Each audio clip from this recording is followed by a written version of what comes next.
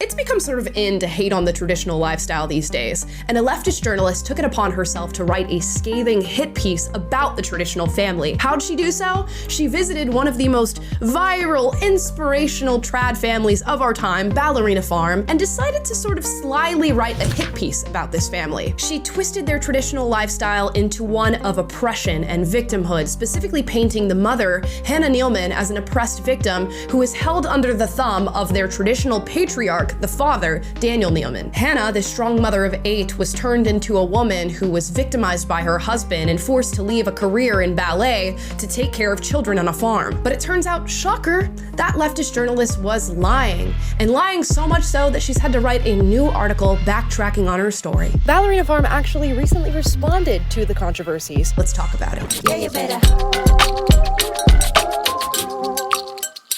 Yeah, you better. Guys, before we get into today's video, please like and subscribe. Now I have a big smile on my face because I gotta say, we called this when we read the initial article about Ballerina Farm. Now, for those of you who are unfamiliar with this story, I'll give you a little bit of background. Ballerina Farm is this traditional influencer family composed of Hannah Neeleman and Daniel Neeleman, the mother and father, and 8 children. They live on a farm in Utah and they sort of film these beautiful moments in their traditional life, and they've gone viral because of those moments. They now have a company, Ballerina Farm, where they sell products from their farm, and of course they video their lifestyle, and these videos are consistently going viral. Now, a journalist from The Times, Megan Agnew, decided to ask Hannah and Daniel if she could come to their farm and give them an interview that would then be published in an article. They agreed. Megan visited the farm and then she published an article in The Times. The article is titled "Meet the Queen of the Trad Wives and Her 8 Children." Right out of the gate, you notice that something is very wrong with this article. First of all, because Hannah Neeleman does not even refer to herself as a trad wife, and she says she's actually maybe a little traditional, but far from it in other ways. She is co-CEOs of Ballerina Farm, the company that her and her husband run.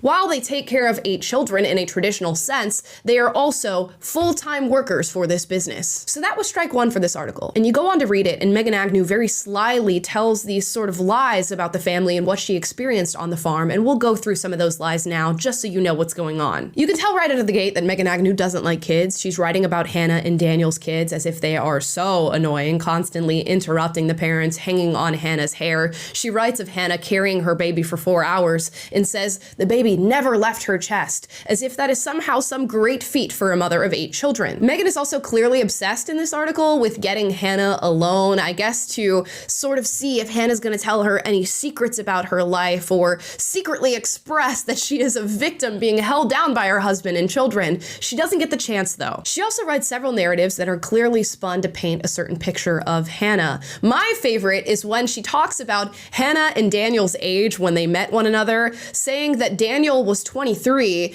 and Hannah was nearly 2 years his junior. Nearly 2 years his junior, meaning that she was 1 year and some change younger than him. Interesting way to write that. She also talks about Hannah telling her about receiving an epidural for one of her births. At the time, Daniel is on a phone call, so he's sort of out of the room taking care of something. So Hannah, in a very soft voice, lets Megan know that she did receive an epidural and that it was a good experience. Megan goes on to write this as if Hannah sort of whispers to Megan, "I got an epidural when Daniel wasn't around for the birth, and it was so amazing." It implies that Daniel feels strongly that Hannah should not receive epidurals and go through unmedicated births, while Hannah, when given the opportunity as he's away, wants an epidural. She also writes of Hannah Neeleman's exhaustion, saying sometimes she gets so ill from exhaustion that she can't get out of bed for a week. However, she never asked about Daniel's level of exhaustion. Speaking of Daniel, Megan takes a lot of time in this article to paint Daniel as an evil, conniving, domineering patriarch who holds Hannah under his thumb.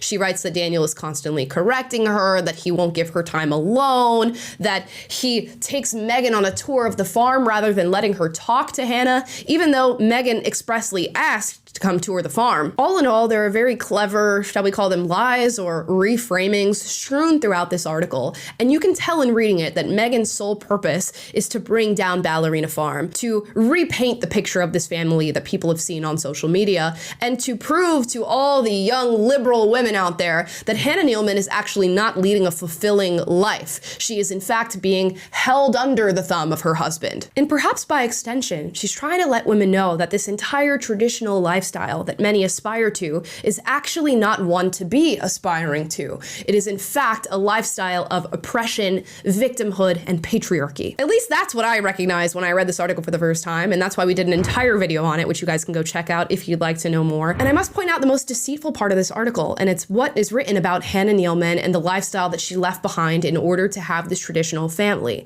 Hannah Neeleman was a ballerina, hence the name Ballerina Farm, and the farm that they now live on. And it's written as though Daniel Neeleman forced Hannah Neeleman to leave behind the city lifestyle of a highly trained ballerina so that she could be subjugated as the wife and mother of 8 kids. I cannot tell you how many videos I got on my TikTok For You page of women talking about Ballerina Farm and saying that this is some revelation in this article and this is what real brilliant journalism looks like. And while these women expressed that they felt so bad for Hannah and the lifestyle that she was forced to leave behind, I could see what was really behind their commentary. They were happy to see Hannah knock down a peg. They were happy to find out that this traditional lifestyle that is framed as being so fulfilling and happy and joy-inducing is actually nothing like that, at least according to Megan Agnew. The reason they thought this journalism was so brilliant is because it confirmed their own biases about this family and about the traditional lifestyle at heart. But some of us saw through that article and decided not to shut up about it. We were going to call Megan Agnew out on her reframing of everything that she experienced on this farm. And slowly, more and more videos were getting made where we were asking, why did you write it this way? Why did you say 23 and she was nearly 2 years his junior?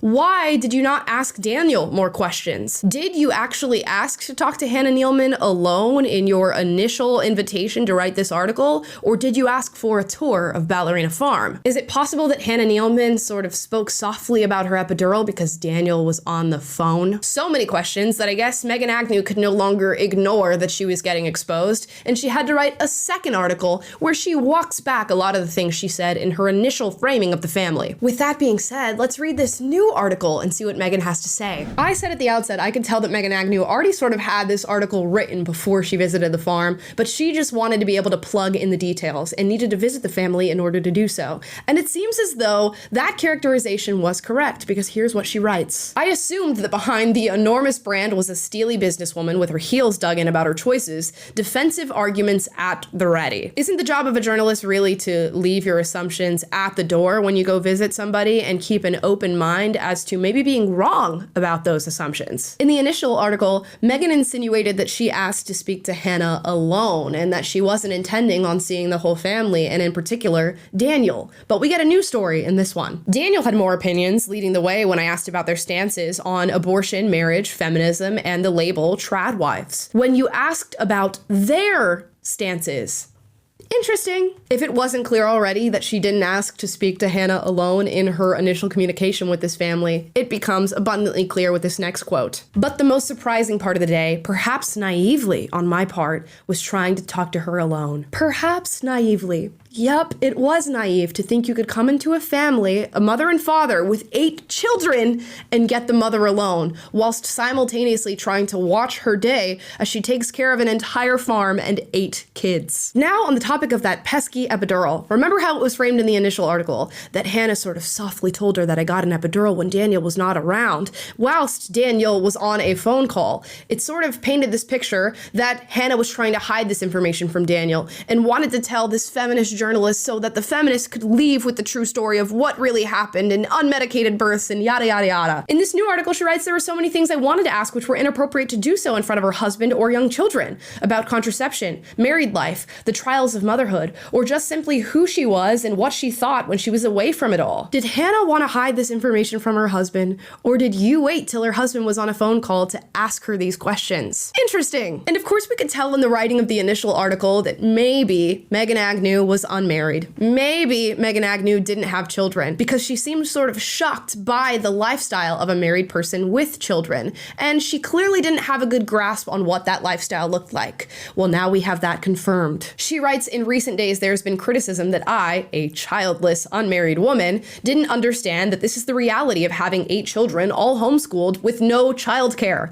But I felt the exact opposite when I was there. It made me understand exactly how it was to be a woman with 8 children and no childcare, demanding and rewarding and gloriously intimate and difficult to find space to speak. It went from an annoying lifestyle of being corrected constantly and having children hang on your hair and having no time alone and being so exhausted that you have to lie in bed for a week to being rewarding and gloriously intimate. There is so much pivoting, turning, and twisting in this new article that Megan Agnew might want to consider taking up a career as a ballerina. And she writes about how demanding and difficult this lifestyle is of having 8 kids with no childcare and homeschooling all of them, as if Hannah is forced to do these things. I must remind everybody that Hannah and Daniel Neeleman are millionaires, and they are heirs to an even bigger fortune because Daniel's father founded like 5 different airlines. So they're not worried about money. They choose the lifestyle of 8 children who are homeschooled with no childcare because that's how they want to rear their children, as difficult as it may be. And then we find out Megan's true bias in this new article, where she writes this: I think this is the reason she inspires such strong opinions.